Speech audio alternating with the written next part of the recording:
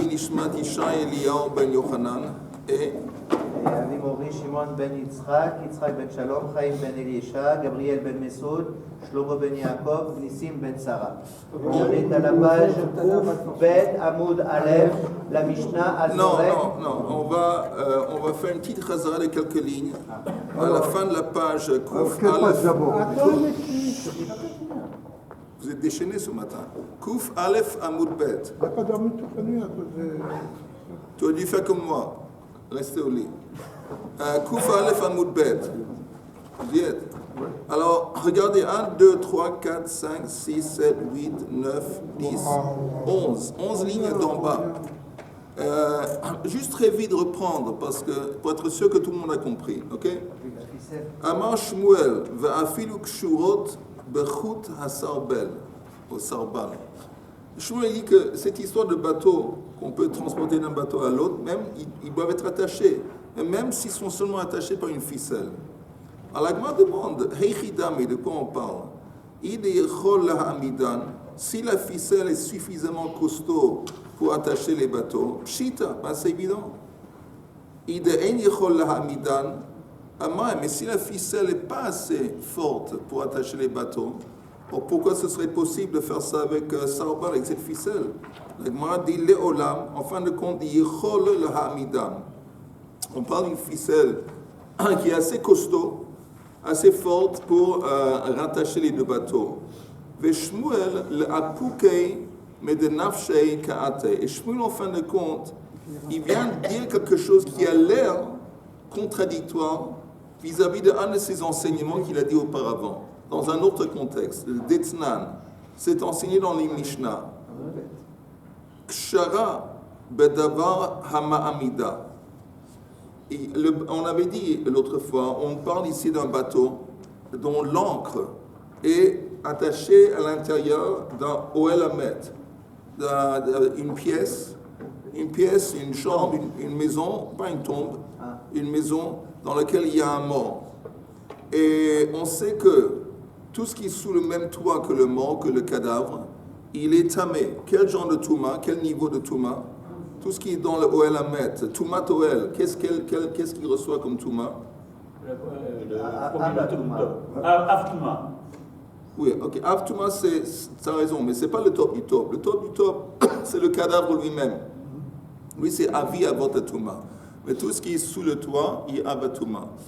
Alors, c'est écrit, alors c'est ce bateau, essayez de visualiser, il y a une petite source, une rivière, et à côté, tout à fait à côté, une maison dans laquelle il y a un maître, et l'ancre qui attache le bateau, il est sous la pièce où il y a un cadavre. Alors là, c'est écrit, je répète, Detnan. Kshara bedavar hama'amida. Si le bateau est attaché à quelque chose qui l'attache, ma'amida, mais vila touma. Alors ça transmet la touma. Ça transmet la touma pas seulement au bateau, mais à tous les objets qui se trouvent à l'intérieur du bateau. Tandis que si le bateau est attaché bedavar she'ein ma'amida, par quelque chose qui n'est pas très solide, ein mevi la touma. Alors il y a la touma ne se transmet pas. Ve'amar Shmuel, et Shmuel dit, ça veut dire quoi ma'amida? Ça veut dire quoi quand on dit que quelque chose qui est costaud, on parle de quoi? Ve'hu shekeshura b'shalshelet shel barzel. On parle que le bateau est attaché par une chaîne de fer. Pourquoi? Li'inyan tuma hu dechtiv bechalal cherev harihu kechalal. On avait parlé de ça hier, que dans la Torah c'est écrit chalal cherev, qu'une épée, en fin de compte, n'importe quel morceau de métal qui est rentré en contact avec un mort, exceptionnellement, le métal, il assume le même niveau de touma que le cadavre. Ça veut dire que le métal, il ne devient pas avatuma. Voilà, exactement. Il devient avi avot touma. Alors pourquoi ça change? Pourquoi ça impacte vis-à-vis de notre histoire du bateau? Est-ce qu'il y a à l'intérieur du bateau? Parce que si le bateau était attaché par une corde, alors là, la corde qui est avec l'encre qui est à l'intérieur de la maison, il y a le cadavre, la corde devient avatuma. à la corde qui est Avatouma transforme le bateau en Rishon et Touma, mais le bateau qui est Rishon et Touma, il ne peut pas rendre impurs les objets qui se trouvent à l'intérieur. Parce qu'un Rishon et Touma peut seulement impacter sur la nourriture et la boisson. Mais pour rendre un objet ou une personne impure, ça doit être Avatouma. Mais ici, c'est non. Alors ça ne marche pas. Dans quel contexte ça marcherait, où pas seulement le bateau, mais aussi le contenu du bateau devient impur? Si c'est une chaîne. En fer. Exactement, une chaîne en métal en fer. Alors là, attends une seconde, là, la chaîne, elle devient comme le cadavre, avi avot. Le bateau, il devient avatouma. Et en tant qu'avatouma, il rend tout le contenu du bateau tamé. Alors là, Shmuel a dit, c'est important que ce qui considère comme costaud, ça doit être un truc de métal, ça doit être une chaîne. Mais ça n'a rien à voir avec notre histoire des deux bateaux qui sont ensemble, où on avait dit, Shmuel avait dit, que c'est suffisant d'avoir une ficelle. Tant que la ficelle est assez forte pour attacher les deux bateaux, c'est suffisant. Il ne se contredit pas parce qu'on parle de deux contextes différents, de deux lois différentes. Alors la Gemara dit, la deuxième ligne avant la fin, Aval Inyan Shabbat, mais quand on parle de Shabbat et pas de Touma, Kevan Lichol Lahamida, le moment que la corde ou la ficelle elle est suffisamment forte pour attacher les bateaux, Afilu Bechut Hasarbal. Même une quelconque ficelle, ça marche et ils sont considérés comme attachés. Et donc, si les deux bateaux appartiennent à deux propriétaires différents, et ils ont fait un érouf, ils peuvent transporter un à l'autre. Je préfère dire corde parce que ficelle c'est quelque chose que tu fais à la main. Ok, une corde, si tu n'empêches que je vais te dire la vérité. C'est une ficelle. Parce que Rashi apporte, il dit qu'est-ce que c'est Sarbal? Il dit que quand tu vas où on fait laver les habits, comment ça s'appelle? Lavoir. Marbessa. Lavoir. Oh, Marbessa. Alors, tu apportes au lin, tu apportes tes habits, ils sont attachés par les trucs en haut par une ficelle. Ils ne sont pas attachés par une corde, ils sont attachés par une ficelle. Alors, si la corde elle était avec des fils en plastique, c'est beaucoup plus costaud. Même. Encore mieux, ça c'est la classe. Il n'y avait pas Ça c'est la classe. Là, il veut poser une question. Deux questions.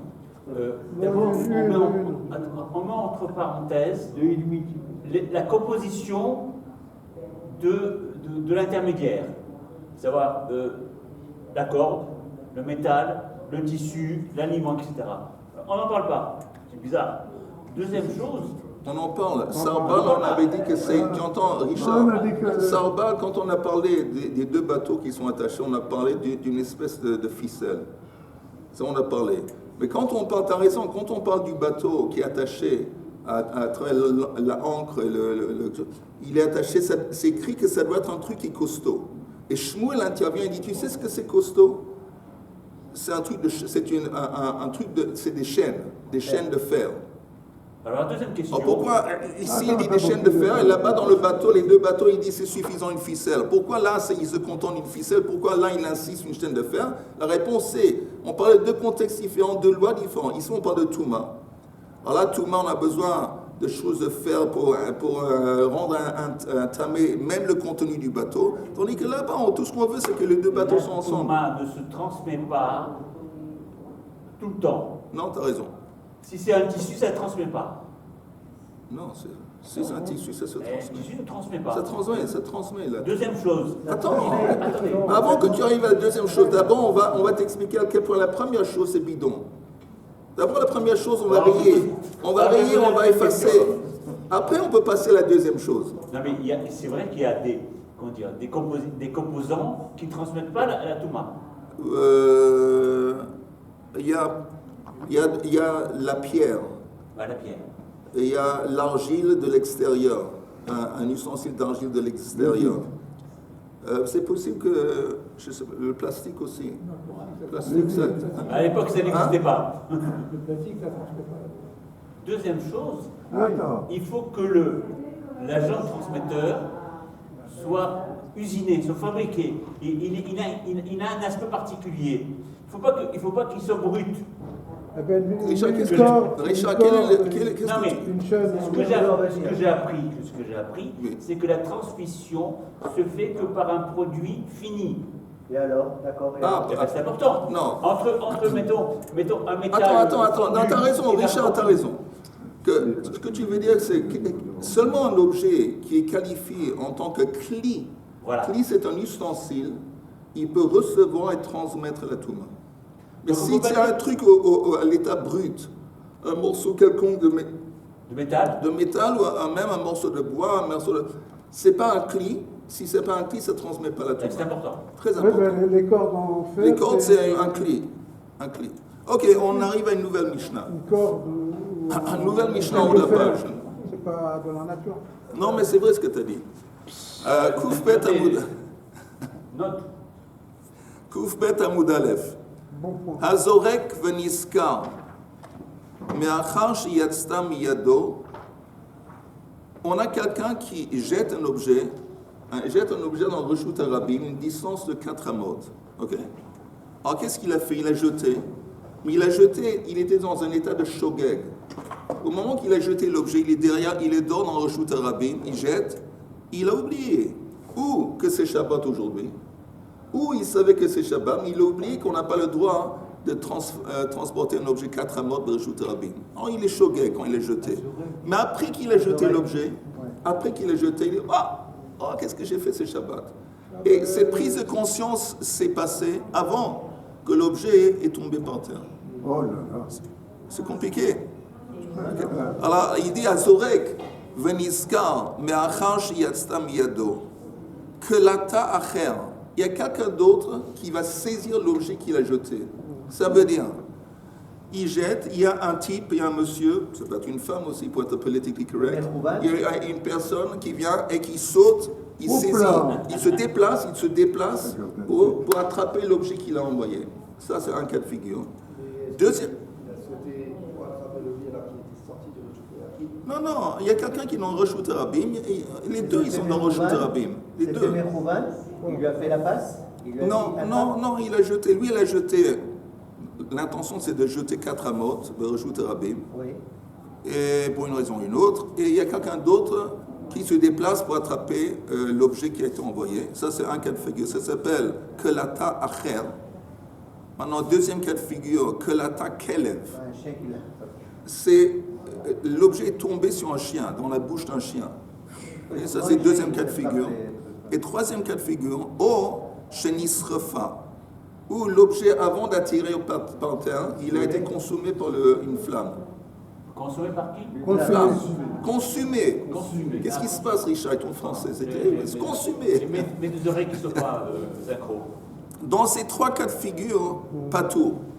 Pas tout. Maintenant, on explique pourquoi c'est pas tout dans ces trois cas de figure. Premier cas de figure, quand quelqu'un d'autre se déplace pour attraper, il s'avère que l'objet a été déplacé plus que 4 amot, mais c'est un acte qui a été partagé par 2 personnes. D'accord? Il n'est pas fini. Non, ça a été fini. Il y Non, a eu- il n'est pas fini par la même personne. Exactement, ça n'a pas été complété par la même personne. Ça, c'est le premier cas pourquoi il n'est pas tourné. Deuxième cas de figure, quand ça tombe dans la bouche d'un chien, la bouche d'un chien, c'est pas considéré comme arba tfachim, parce que quand on parle de hanacha, nous, quand on parle de déplacer un objet, on a besoin de, encore une fois, 2 actes. Akira, soulever, hanacha, poser. Mais hanacha, ça doit se dérouler sur une surface minime, au moins, de 4 tfachim. Quand ça tombe dans la bouche d'un chien, c'est pas 4 fachim, parce que 4 fachim, encore une fois, c'est à peu près comme ça. La bouche d'un chien, c'est plus étroit. Donc ça ne s'est pas posé, parce que c'est tombé dans un endroit qui a moins que 4 fachim, ça ne s'est pas posé. Ça, c'est l'histoire du chien. Et aussi, avec la flamme, aussi, non plus, ça ne s'est pas posé. Parce qu'avant de poser, ça a été consumé par le feu. Dans ces 3 cas, c'est pas tout. Le chien aussi, il n'est pas toi. Le chien aussi, il n'est pas tout. Zarak, je continue dans la Mishnah, 3e ligne. Zarak la asot chabura, bein ba'adam ou bein ba'behema. Il y a quelqu'un qui envoie un projectile pour blesser quelqu'un d'autre. Que ce soit un homme, un être humain ou un animal. Je ne sais pas, il jette une pierre, je sais pas, avec le but de la asot chabura, de blesser. Venizka, Ad shelo na'aset chabura. Et on parle encore une fois de Shabbat. Il ne savait pas, apparemment ce qui l'embêtait, c'est que c'est Shabbat. Et qu'on n'a pas le droit de faire une... Parce que faire une chabura, ça veut dire quoi faire une chabura? Blesser et faire sortir du sang, créer une blessure où il y a du sang qui sort, c'est une melacha interdite le Shabbat. Un acte médical? Non? Je ne sais pas si c'est un acte médical aussi, c'est interdit à cause de chabura, aussi pour la même raison, si ça implique du sang. Mais... Quelqu'un qui l'envoie de se brosser les dents. T'as raison, s'il sait que quand il brosse, ça dépend à quel point ses gencives sont sensibles. En attendant, il jette le projectile. Après, oh, qu'est-ce que j'ai fait? Chaboura, c'est Shabbat. C'est pas ça qui l'embête, il va blesser quelqu'un. Il a déjà fait un péché, il a déjà fait une faute. Quelle faute? Non, il jette le projectile. Avant que le projectile heurte ou cogne la personne, il dit, oh, c'est Shabbat. Non, on parle pas de l'acte de blesser si c'est bien ou mauvais. On parle de Shabbat, il y a un chiloul Shabbat. Il dit, qu'est-ce que j'ai fait? Chaboura, et il a pris de conscience, il devient Meizid. Ad shelo na'aset chabura, patour, encore une fois il est patour. Quand la Mishnah dit patour, il est exempt d'apporter un korban khatat. Parce que quand quelqu'un profane le Shabbat et fait un acte interdit, dans un état de shogeg, il doit apporter khatat, c'est pour ça que c'est écrit patour. C'est-à-dire qu'il a envoyé... Attends une seconde. Non, je veux préciser. Il a envoyé, il a envoyé et il a raté. Non. Alors il est pas... Non, il n'a pas raté. Je réponds à ta question. Dès Il envoie l'objet. Oui. L'objet, maintenant, il va dans la direction de la personne qu'il a ciblée, l'animal. Et après qu'il a jeté, mais avant que l'objet arrive, avant qu'il cogne la personne, il dit, c'est Shabbat et je fais une chaboura. Donc il a une prise de conscience, il est plus shogeg, il est meizid.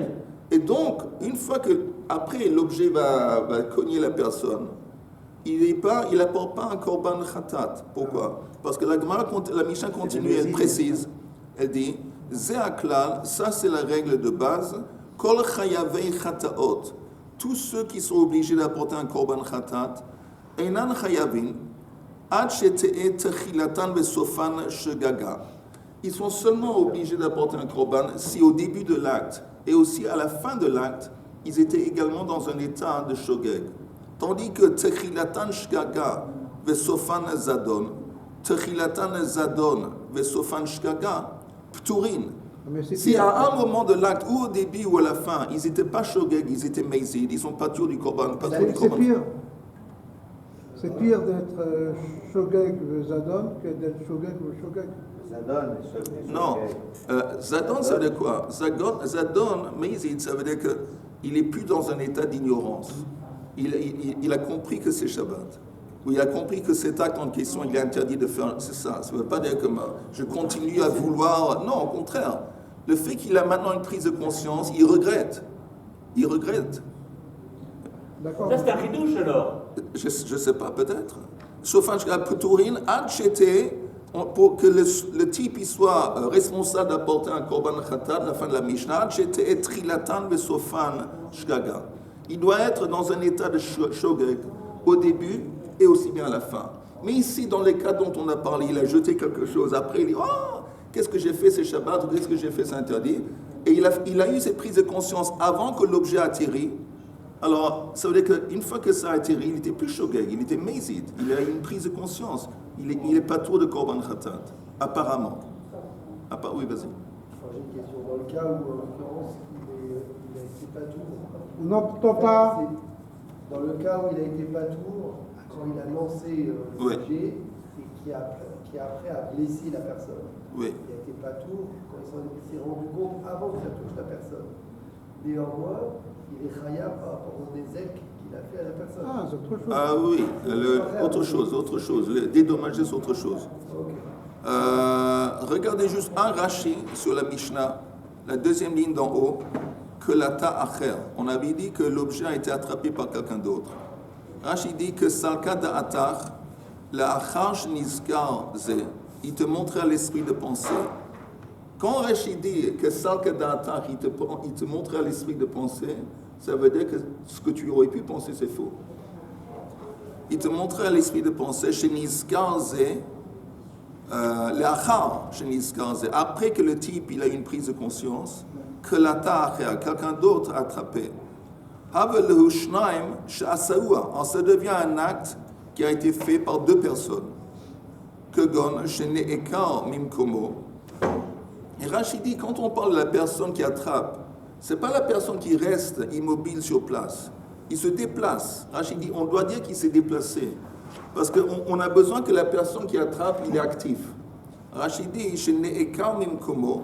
ou mekabel, ou shekelata kelev, befiv, de lo havya hanacha, de ba'in el makom arba'a, patur. Rachid explique la différence entre le chien et l'autre chose. C'est deux raisons différentes pour le rendre exempt. La personne qui attrape, ça fait que l'acte a été fait par deux personnes. Et c'est pour ça qu'il n'est pas tout. Tandis que le chien, quand ça tombe dans la bouche du chien, c'est pas un endroit de Arbat Farim, donc c'est pas considéré comme si ça a été posé. Okay. Ça, c'est la Mishnah. On va commencer la Gemara. La Gemara demande une question de base. La Gemara est très, comment dire? Précise. Non, elle est très confuse, elle ne comprend pas. Elle dit ha nacha chayav. Ça veut dire, quand tu dis ha, et pourtant, c'est comme une déduction. Tu me dis au début de la Mishnah que s'il a jeté l'objet, après il a une prise de conscience, et l'objet a été attrapé par une personne ou tombé sur un chien dans le feu, il est patour. Mais si un de ces trois scénarios ne se sont pas déroulés, il serait apparemment chayav. Alors la Gemara ne comprend pas. Pourquoi? Ha nacha chayav. Ve'halon nizkar. Mais tu viens de me dire au début de la Mishnah qu'il a eu une prise de conscience. Il s'est rappelé que c'est Shabbat, le moment après qu'il a jeté le projectile. Alors pourquoi il va être chayav si ça tombe après? Vetznan, on a appris dans la Mishnah, Kol chayavei chataot, einan chayavin, ad shete'et techilatan, le sofan shkaga. Ça, c'est la grande question de base que la Gemara va essayer d'expliquer. Mais d'abord, s'assurer que tout le monde a compris la question. Tu as compris la question? Là, il parle d'un autre cas, du cas où personne n'attrape, ça tombe. Oui, c'est une déduction de la Mishnah, parce que la Mishnah dit dans le cas où l'objet a été attrapé par un monsieur, ou tombé sur un chien, ou tombé dans un feu, il n'est pas tour. Mais ça laisse entendre que si un de ces trois scénarios ne se sont pas déroulés, il serait chayav. Et la grande dit pourquoi il serait chayav? Tu viens de me dire qu'une fois, après qu'il a jeté l'objet, il a une prise de conscience. Ça veut dire qu'une fois que l'objet tombe par terre, il n'est pas choqué. Alors pourquoi il serait chayav? Ça, c'est la question. Vous avez compris? Oui. Shmuel, t'as compris? Oui. Ok. Non, je n'ai pas compris. Très bien, très bien. Non, très bien. Pour être un chayav, un korban khatat, tu dois être dans un état de shogeg, ça veut dire un état d'ignorance, au commencement de l'acte et aussi à la fin. Oui. Mais ce n'est pas le cas ici, parce que le cas dont on décrit dans la Mishnah, il jette, après qu'il a jeté le projectile, l'objet, il dit, oh, il a une prise de conscience. Il se rappelle que c'est Shabbat, ou il se rappelle que l'acte en question, il est interdit. Ça veut dire qu'une fois que l'objet va tomber, il est déjà plus shogeg, parce qu'il est conscient. Alors, normalement, ça n'a rien à voir avec les trois scénarios, le chien, et ça tourne. Même sans, parce que nous, dans la Mishnah, on dit, si ces trois scénarios se déroulent, il n'est pas tour. Mais la Gemara dit non. Même sans ces trois scénarios qui se déroulent, même sans que quelqu'un d'autre l'attrape, sans que ça tombe sur un chien, même sans ça, il ne devait pas tour, parce que avant que l'objet s'est posé, il a une prise de conscience. Ça, c'est la question que demande la Gemara. On va voir.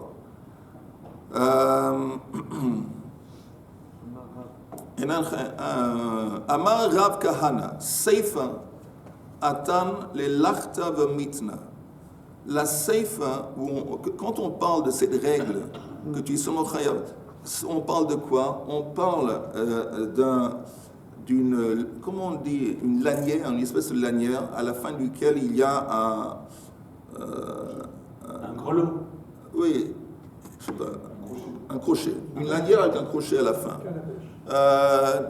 C'est quoi, de quoi on parle exactement? C'est, disons, un âne qu'on met sur le dos d'un âne une boîte, un fardeau, et on le stabilisait un petit peu, on mettait des petits trucs sur les côtés de l'âne pour stabiliser, et on envoyait comme une corde d'un côté de l'âne à l'autre, et pour attacher les boîtes de sorte qu'ils n'allaient pas tomber. Mais en fin de compte, l'essentiel, c'est qu'on parle d'une lanière ou d'un fil à la fin duquel il y a un crochet. Maintenant, quand lui, il envoie, le fil, il reste dans sa main. Maintenant, pourquoi c'est important de parler de ça? Regardez le Rashi. Le Rashi qui dit, c'est matna. Vous voyez matna? Oui. Vous voyez le titre du Rashi, matna? Ok. Chevel, c'est une corde. Klomar, ça veut dire une corde dont une extrémité reste dans sa main. Pourquoi on a besoin de parler de ça? Chevel, Klomar, lomitukma seifa. La fin de la Mishnah qui dit qu'il doit rester dans un état d'inconscience, shogeg au début jusqu'à la fin, on parle de ça. El abezorek lachta, hakashur bechevel katan kedarko, ve'ochez achevel beyado. Il jette, mais il y a tout de même le bout de la corde qui reste en sa main. Au moment qu'il a eu une prise de conscience, haya beyado le'echoz achevel, ve'le'akev zrikat halachta, shelo tanouar. Ça veut dire que cette prise de conscience, elle vaut quelque chose. Pourquoi elle vaut quelque chose? Parce qu'il aurait eu la possibilité de tirer et d'empêcher que la chose descende. Là, la prise de conscience, elle est importante. Hilkar, Qu'est-ce qu'il a fait? Pardon? C'est l'action, c'est ça qui va déterminer. Bon, on va voir. Hilkar, donc, techilato shogeg, vesofo meizid. Donc tu peux dire que si en fin de compte l'objet qu'il a jeté, lui va atterrir, or, au début il était shogeg, à la fin il est meizid, et donc il est patour. Aval, mais zarak tzro vechefetz, quelqu'un qui jette un objet qui ne reste pas attaché à sa main, il jette un objet, chez Nizkar, ein beyado lakvo. Une fois qu'il a eu une prise de conscience, après qu'il a jeté l'objet, c'est trop tard. Il peut rien faire. L'objet est déjà en plein vol. Il est plus dans ses mains. Exactement, il n'est plus dans ses mains, il ne peut plus rien faire.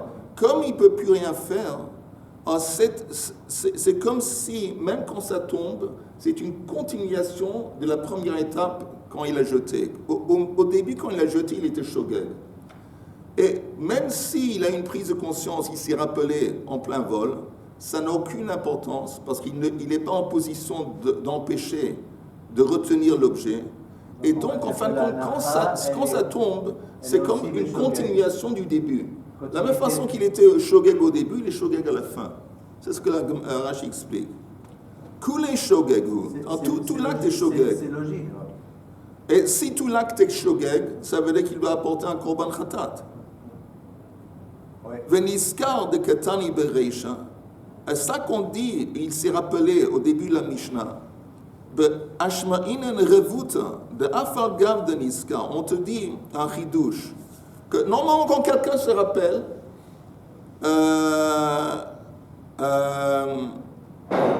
quand il se rappelle, il devrait être quoi? Il est mézid et donc il devrait être exempt d'un korban khatat. On te dit non, l'homme pater, il n'est pas exempt de michatat, et la imken kalta acher o kelev. La seule façon qu'il peut être exempt, c'est si l'objet tombe sur un chien ou sur un truc comme ça. Je veux dire, encore une fois, le type il a jeté un objet. Il y a pas maintenant, c'est pas attaché à une lanière ou un Il faut le fil. retenir. Alors, et après, il a une prise de conscience. La prise de conscience ne va pas l'aider. Parce qu'au moment qu'il a prise de conscience, au moment qu'il se rappelle, il n'est pas en position de faire quoi que ce soit. Donc on s'en fout de la prise de conscience. Donc, en dépit du fait qu'il a une prise de conscience, qu'il est devenu meizid avant l'atterrissage de l'objet, il est chayav. Mais dans ces trois cas, celui qui va le ces sauver, trois cas, ça va le sauver. Ça va le sauver du Voilà. korban khatat. Voilà. Ça, si on a compris ça, c'est déjà ça de gagner. D'accord. Alors, je vais vous dire pendant quelques minutes, on va s'arrêter là. Un petit truc sur la paracha. Et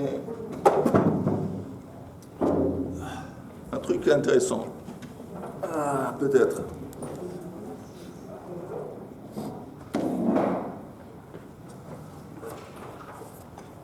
En parlant Parshat HaShavua, c'est écrit Veyavo kol ish asher nesa'o libo vekol asher nadva rucho oto הביאו את תרומת אדוני למלאכת אוהל מועד ולכל עבודתו ולבגדי הקודש. Il y a un principe dans la Torah, il y a un terme, que kol asher nesa'o libo, n'importe quelle personne dont son cœur l'a élevé. Qu'est-ce que ça veut dire, quelqu'un que son cœur l'a élevé? Alors, ça vaut la peine si vous pouvez regarder le Ramban. Le Ramban, sur ce verset, c'est le verset, chapitre Lamed Hei, et le verset Chafalef. Alors, le Ramban, il dit, qu'est-ce que ça veut dire? Il dit à l'époque, c'est des gens qui, personne n'a appris de l'artisanat. C'était des esclaves en Égypte qui traînaient des pierres. Il n'y avait pas des artisans. Alors comment, nous, on parle du fait que le Mishkan a été créé. Et ça demandait énormément de savoir-faire et un travail artisanal. D'où est-ce qu'ils ont appris ça? Alors le Ramban dit, Nesa'o libo, c'est qu'il avait une confiance en lui-même. Le type, il avait Uhemin Batsmo en hébreu, il croyait en lui-même dans son pouvoir de faire le travail en question. Et ça l'a poussé, cette confiance, cette émouna en lui-même. Ça l'a dans la force de se présenter devant Moshe Rabbeinu, de dire, moi je peux. Dis-moi ce qu'il faut faire, je peux le faire. Comme ça, le Ramban explique. Maintenant, dans Masechet Tanit, c'est écrit que Hakshamim Yordim Besrut Ba'alei Ein Hakshamim Yordim Ela Besrut Ba'alei Muna. La pluie ne tombe seulement dans le mérite de ceux qui ont la foi. Et la Gemara dans Masechet Tanit explique de quoi on parle. On parle d'une situation où il y a eu une sécheresse. Et on est presque à la fin de l'hiver. Il n'a pas plu. Et ce paysan, il a chez lui des grains. Les grains, c'est de la nourriture. Et néanmoins, les derniers grains qu'il a à la maison, qu'il aurait pu continuer à faire vivre sa famille, il les plante. Pourquoi il les plante? Parce qu'il croit que Kadosh Baruch Hu va intervenir et néanmoins, en dépit du fait qu'on est à la fin de l'hiver, apporter la pluie. Dans le mérite de cette croyance, de cette émouna, la pluie descend. Et dans la Masechet Tanit, ils disent à quoi c'est comparable. Ils apportent cette fameuse histoire de Bor Vechulda. Bor Vechulda, c'est un trou et c'est un rat. Et on parle, il y a une petite histoire là-bas qui parle d'une jeune fille, un jeune garçon qui se sont connus et qui se sont sympathisés beaucoup. Et ont décidé, quand on va grandir, on va s'épouser. Et ils disent comment on va s'engager, que c'est pas seulement des paroles en l'air, on veut s'engager avec cette démarche. Et ils étaient à côté d'un trou. Et ils ont vu en même temps un rat qui passait. On va établir que le trou et le rat vont être des témoins à notre engagement. Notre engagement, les témoins, il y a des témoins. C'est qui les témoins? Le trou et le rat. Plus tard, quand ils ont grandi, le garçon, il a oublié son engagement vis-à-vis de la fille. Il a épousé quelqu'un d'autre. Et avec l'autre femme, il a eu un enfant. Cet enfant, quand il était bébé dans le chose, il a été mordu sur la tête, à la tête par un rat, il est mort. Et plus tard, un autre enfant, un petit enfant qu'ils ont eu, il est tombé dans le trou, il est mort. Alors là, sa femme lui a dit, écoute, qu'est-ce qui se passe? Mais il a joué un enfant, mais 2 enfants de suite qu'on a. Qu'est-ce qui se passe? Alors là, il s'est souvenu de son engagement et il a parlé du trou. La femme dit, tu sais quoi, c'est mieux pour tous les deux qu'on se divorce, tu retournes à ta première femme, tu te retournes à l'autre.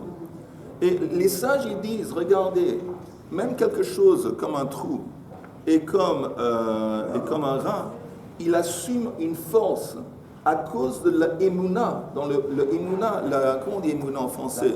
La foi qu'ils ont investie dans ces 2 choses, ils ont été nommés témoins. À cause de la foi, la émouna, ça les a rendus capables de faire ce qu'ils... Alors ça, les Chazal disent, on voit encore une fois la force. Dernière chose que j'aimerais vous dire, que c'est écrit dans Masechet Chulin, qu'un homme, il doit manger il doit manger moins que ses moyens lui permettent. Moins. Que si, disons, il a un salaire qui lui permet de manger chaque jour, je ne sais pas, un steak frites, non, chaque jour il doit manger un peu moins qu'un steak frites parce qu'il doit s'habiller selon ses capacités financières. S'habiller, on voit que c'est plus important de manger. Et il doit donner à sa femme et ses enfants plus qu'il est capable, plus que son budget normalement lui permet. Pourquoi? Parce que Hem Tluin Bo, parce que sa femme et ses enfants sont dépendants de lui. Et lui, il est dépendant de celui qui a dit et créé le monde. Ça veut dire le fait qu'eux, ils dépendent de lui, ils croient en lui. Le papa, il va s'occuper de nous. Cette croyance que la famille a en lui, ça lui permet, ça lui donne la force de pouvoir trouver l'argent pour le donner et lui, en l'attendant, lui, il croit en Kadosh Baruch Hu. Le fait qu'il croit, ça permet à Kadosh Baruch Hu aussi d'intervenir et lui donner plus que normalement il a. On voit à quel point l'Emouna c'est importante. Et pas seulement l'Emouna dans Kadosh Baruch Hu, l'Emouna dans nous. Dans nous. Que si quelqu'un, comme il a dit au commencement les artisans avec la construction du Mishkan, tu dois croire en toi-même. Et si tu crois, ça c'est la clé. C'est pas important les capacités, le truc, les quicherons, tout ça. Tu peux être un